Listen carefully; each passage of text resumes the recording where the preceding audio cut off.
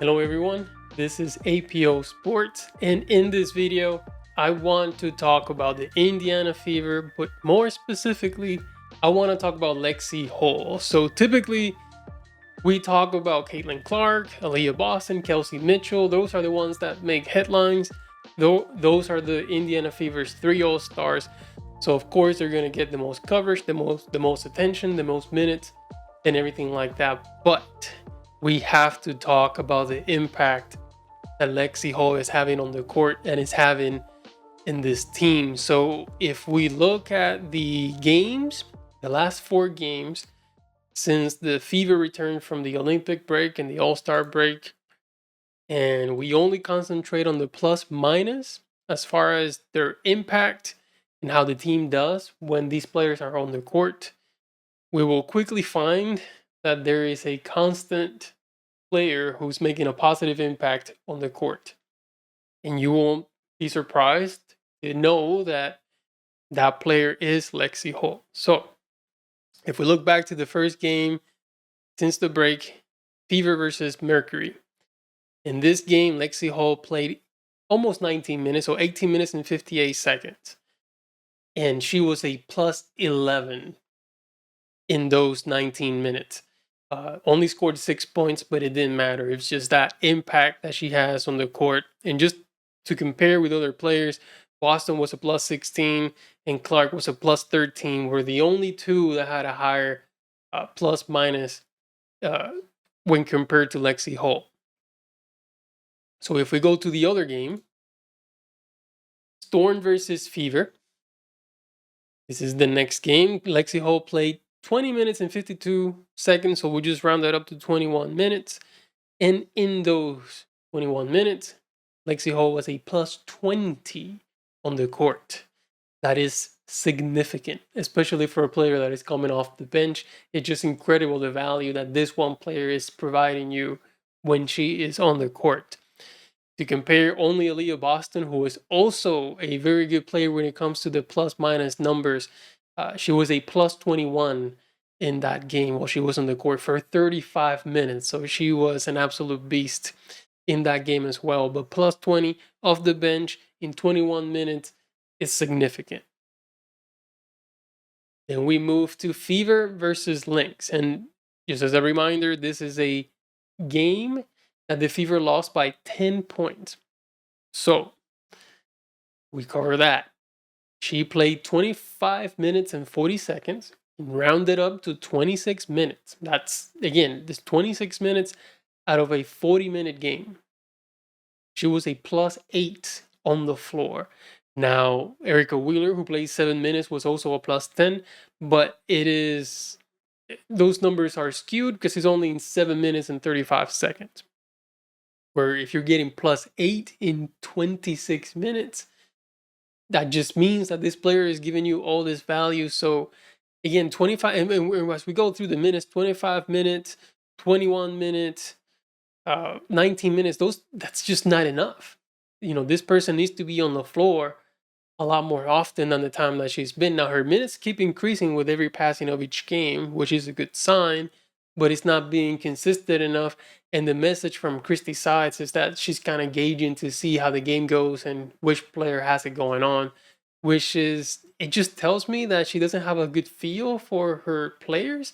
You can't just go with the flow, especially a coach that doesn't really know how to judge the game possession by possession and doesn't know how to make any adjustments on the fly. So for her to say, well, we'll just see how it goes game by game, it's kind of scary because you already have enough data. You could cut some slack at the beginning of the season. Maybe you're trying to see how people are going to gel or the players are going to gel. But by now, you should have a pretty good understanding of your roster and your personnel. So to say, oh, you're still going to kind of figure it out, I don't know about that. I think at this point it's pretty clear that Aliyah Boston needs to play 30 minutes plus. Kelsey Mitchell needs to play 30 minutes plus. Caitlin Clark needs to play 35 minutes plus. And Lexie Hull needs to play 30 minutes plus. Whether she starts or not, I see a lot of people asking for her to be a starter. It doesn't really matter. She could play somewhat of a Manu Ginobili in San Antonio role. or even a James Harden in OKC type of role, where you have an impact player coming off the bench whenever you're subbing one of the starters out, which is good, and that's not the issue here. The issue is that this player needs to play more than 30 minutes a game. Those are the 4 players that you can count on. Those are really your 4 best players in the team, regardless of anything else, regardless of numbers, points per game, because Lexie Hull is not always going to score 10 points a game or 8 points a game. Actually, we're going to get to the game from last night from against the Atlanta Dream, where she only scored 2 points, but still had a plus of 4, plus minus on the floor. So she's still impacting the game in ways that in the value that you're not going to get anywhere else. So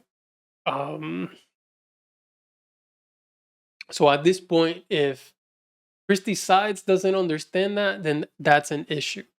Now, as far as the rest of the players, I'm gonna do a separate video about the Indiana Fever rotations and what that should look like. But for now, this is just gonna be strictly talking about the impact that Lexie Hull has in this team specifically. And now we get to today's game, or last night's game, and where is it? Okay, so in this game, Lexie Hull played 29 minutes, 59 seconds, round that up easily to 30 minutes, finally getting the type of minutes that she should be getting on a consistent basis, not just getting a feel for the game. Those should be Lexie Hull's minutes moving forward. So 30 minutes. I believe she actually played the entire second half. But even in that, which the Fever didn't do really well in the second half, but it's because the rotations of Christy Sides are not making any sense at all whatsoever. So it's hard to keep that consistently when the personnel coming in and out is just a mess and there's no method to the madness.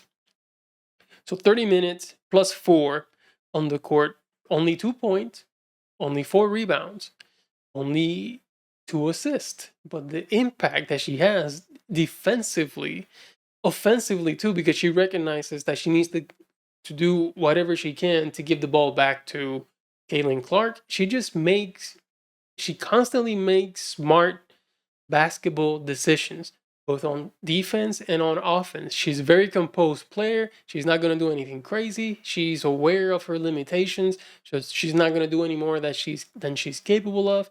We see a contrast in that with Nelissa Smith, where she's going to try to do a lot more than what she's capable of. In her mind, she probably thinks that she's Karl Malone or something like that, but she's really not that, or at least not there yet, right?